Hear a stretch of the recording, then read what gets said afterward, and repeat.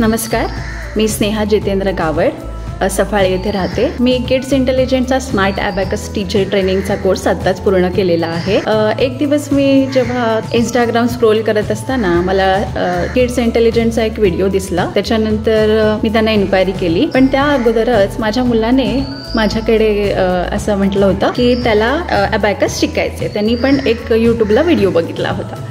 त्याच्यानंतर हा व्हिडिओ समोर आल्यानंतर किड्स इंटेलिजंटचा मला लगेचच तिथे ॲडमिशन घ्यावंसं वाटलं आणि मी त्यांचं ॲडमिशन घेतलं। त्याच्यानंतर मी माझा प्रवास सुरू केला तेव्हा शुभदा मॅडम ह्यांचा जे व्हिडिओज मी बघितले, त्याच्यानंतर जो गुरुवारचं जे सेशन व्हायचं त्याच्यातून मला खूपच चांगली माहिती त्यांच्याकडून मिळाली आणि ॲबॅकस शिकता शिकताच अनेक वेगवेगळ्या गोष्टीसुद्धा शिकायला मिळाल्या। त्याच्यामध्ये मेडिटेशन होतं महत्त्वाचं। त्याच्यानंतर मुलांशी कसं वागायला पाहिजे। मी 14 वर्ष ह्या टीचिंग फील्डमध्ये आहे, पण मॅडमने असं सांगितलं की मुलांना रॉंग द्यायचं नाही। सो हे मी पहिल्यांदाच ऐकलं आणि ते मला पटलं की ती काय मुलं असतात, घडत असतात। जशी मातीला आपण घडवत असतो तसं आपण त्या मुलांनासुद्धा घडवत असतो।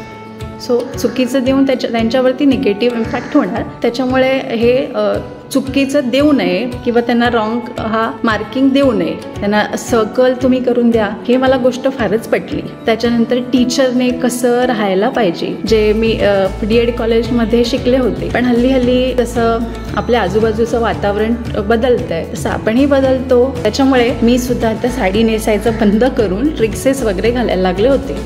पण त्यांना जेव्हा ऐकलं तेव्हा कळलं की टीचरला रिस्पेक्ट कधी मिळतो की टीचरच्या राहणीमानात। ही गोष्ट मला फारच पटली आणि शुभदा मॅडमने सांगितलेल्या अनेक गोष्टींचा मला उपयोग होतो आणि किड्स इंटेलिजंटचे मी धन्यवाद देते।